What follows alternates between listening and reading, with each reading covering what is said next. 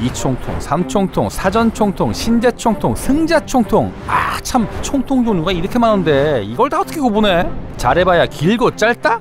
죽절이 많다 적다? 얼핏 보기엔 다 비슷비슷해 보이는데 굳이 이렇게 여러 종류를 만든 이유가 뭐지? 진주박물관 학예사분들이 고려 말부터 조선 중기 이후까지 만들어진 296점의 소형 총통들을 내시경으로 구조조사도 하고 41점은 CT로 단면상 분석까지 했어. 이야, 건강검진은 뭐 제대로 했네. 그래서 결과는 어떻게 나왔어? 이게 뭐야? 이건 병기도서를 바탕으로 그린 소형 총통의 내부 구조야. 겉모습은 비슷하지만 내부 구조는 다 다른 게 보이지? 이게 전체적으로 총신이라 할 수 있는 부리 부분이 점점 직선으로 변하는 걸 확인할 수 있어. 그러니까 화약이 장전되고 폭발하는 약실 부위인 약통부도 점점 이게 직선화가 됐고 말이야. 이 소형 총통의 변화의 차이는 경목의 유무에 따라 다른데 크게 세 가지로 분류하면 경목이 없는 무경목형 총통, 경목을 사용하는 경목형 총통, 흙으로 약통을 막는 토격형 총통으로 구분할 수 있지. 경목이 뭔데? 화약의 폭발가스가 새어나가는 걸 막는 마개라고 생각하면 돼. 한마디로 산탄의 와드 역할이구만. 아이 그렇지. 그러니까 이 경목의 유무가 총통의 속사정을 바꿔놓은 거지. 그러니까 여말선초에 중국에서 화약 무기를 들여왔을 때까지만 하더라도 중국제를 모방하기 바빴지. 이때까지만 하더라도 경목을 사용하지 않았어. 이걸 무경목형 총통이라고 해. 이러다 보니 화약은 화약대로 쓰면서 위력은 약했지. 화살뒤 끝부분이 경목 역할을 했다고는 하는데 이게 완벽하게 약통을 틀어막는 건 어려웠을 거야. 그러니까 이거 쓰면 폭발가스가 많이 새나간다 이거지? 그치. 그러다가 세종 시절에 사거리를 늘리기 위한 방법으로 경목을 사용하게 된 거야. 그러니까 바로 경목형 총통의 등장이야. 그러니까 원리는 간단해. 이 경목이 약통을 꽉 틀어막아서 폭발가스를 막아주는 거지. 그림을 보면 알겠지만 안쪽으로 들어갈수록 좁아져서 경목이 경목통에 꼭 맞게 끼울 수 있게 만들어졌어. 이렇게 되면 약통의 폭발 압력이 그대로 발사체로 전달된다는 것이. 사거리와 위력이 증가하겠구만. 한 번에 여러 발을 발사하는 일발 다전법을 위해 만들어졌다 해도 과언이 아니야. 그러니까 약통의 폭발가스의 힘은 고스란히 발사체로 이렇게 전달됐고 그 결과 사거리와 파괴력을 획기적으로 늘릴 수 있었어. 나무조각 하나가 뭐 엄청나게 큰 역할을 한 거네. 그런데 말입니다. 우리는 여기서 중요한 사실 하나 간과했던 걸 발견합니다. 뭔데? 우리는 기록만 봤지 그 속을 들여다보지 않았다는 사실.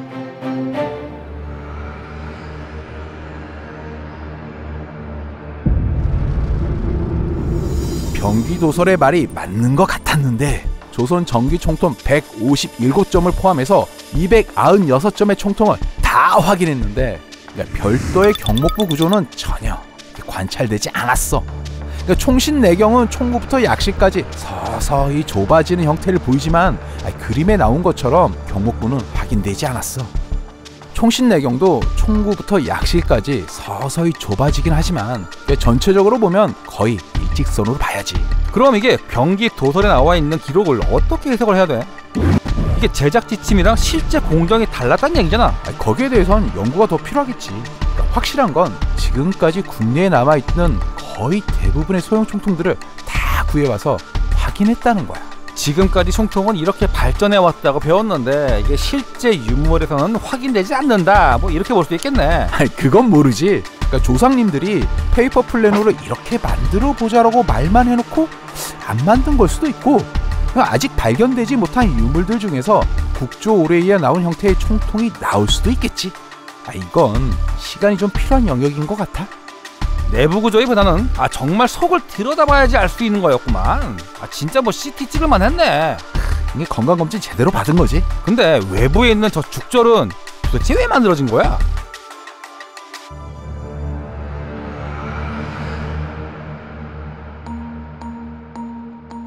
내가 그 비슷한 크기의 중국제 화약병기랑 좀 비교를 해봤는데 중국제는 많아봐야 2~3개인데 조선 총통은 뭐 기본적으로 한 5개에서 한 6개 있는 것 같아.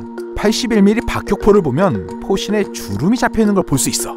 그게 뭐 표면적으로 늘려가지고 냉각 속도를 높이기 위한 거잖아. 그렇지. 그러면 조선 총통이 이 죽절 숫자를 늘린 게 냉각을 위한 거였나? 그걸 확인하기 위해 승자 총통의 외형 표면적을 3차원 스캐너로 측정했어. 그 결과 죽절이 있는 총통 그대로의 표면적이 652.08제곱센티미터였는데, 그런데 죽절을 제거한 경우에는 표면적이 633.44제곱센티미터였어. 표면적의 차이는 불과 2.86% 뿐이었지. 하하, 이게 뭐 3%도 안 되는 차인데 이게 의미가 있는 냉각 효과가 있을까? 이거 미미하다고 봐야지. 여기서 한 가지 더 생각해봐야 할 게, 조선시대 총통들은 요즘 현대화기들처럼 연속 발사를 하는 화기가 아니잖아. 그렇지, 재장전 하려면 뭐 한 세월이지. 그러니까 죽절이 냉각 속도에 영향을 끼쳤을 확률은 더 낮을 거야. 그럼 왜 이렇게 죽절이 많은 걸까? 이게 총신의 강도를 보강하는 차원 뭐 그런 거 아닐까? 일단은 그렇게 생각하는 게 가장 합리적일 것 같아. 총신의 두께를 늘려서 기계적 강도를 보강하는 게 아닐까, 이렇게 추측해 볼 수 있지. 이게 재미있는 게 소형 총통은 종류별로 형태가 유사하지만 재원상 동일하지 않은 경우도 많아. 그런데 같은 종류의 총통끼리는 죽절의 개수만큼은 동일해. 다른 건 몰라도 세종실록 올해 병기도설에 기록된 도면의 죽절 수와는 정확히 일치하거든. 그럼 죽절 개수가 혹시 그 총통 제작 당시의 그 필수 규격 뭐 이런 건가? 그렇지. 덕분에 죽절 개수로 총통 종류를 확인할 정도가 됐지. 이 뭐 죽절이 총통의 아이덴티티였구만. 이 죽절이 없는 총통도 있어. 에?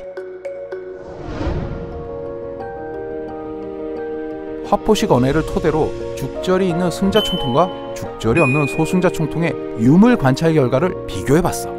승자 총통은 길이가 565mm이고 총신내경은 25mm 정도였어. 화약량은 한 양 15개의 철안을 발사한다고 봤어. 반면 소승자 총통은 길이가 570mm, 총신내경은 14mm 정도이고 화약량은 3전, 철안은 3개를 사용했어. 이 두 총통의 길이는 유사한데 소승자 총통의 총신내경은 44%, 화약량은 70%, 철안 개수는 80% 감소했어. 적은 화약을 쓰는 소승자 총통은 폭발력이 그만큼 줄어들었고, 총통 제작자들은 더 이상 죽절이 필요하지 않다는 걸 경험치로 확인한 걸로 보여. 이렇게 죽절을 없애면 외형은 단순해지지. 이렇게 외형이 단순해지면 뭐 생산성이 더 높아지겠지. 주조할 때 주형에 이 쇳물이 더 잘 들어가니까 주조 방안의 효율성을 도모할 수 있었을 테고, 그렇게 필수 규격으로 인식됐던 죽절이 사라지니까 총신은 매끈해졌다. 하긴 이때쯤이면 바다 건너 넘어온 그 매끈한 총신의 조총들과 상대해야잖아. 죽절이 총통의 아이덴티티였는데 그걸 탈피할 때쯤 조총의 시대가 열렸으니까 어떻게 보면 이 죽절이 사라진 게 총통의 운명을 대변해 준다고도 볼 수가 있겠구만. 그렇지. 어쨌든 기록만 보고 관성적으로 그러려니 했는데 총통의 속사정을 진주박물관이 작정하고 분석한 덕분에 그 비밀을 확인할 수 있었다는 것.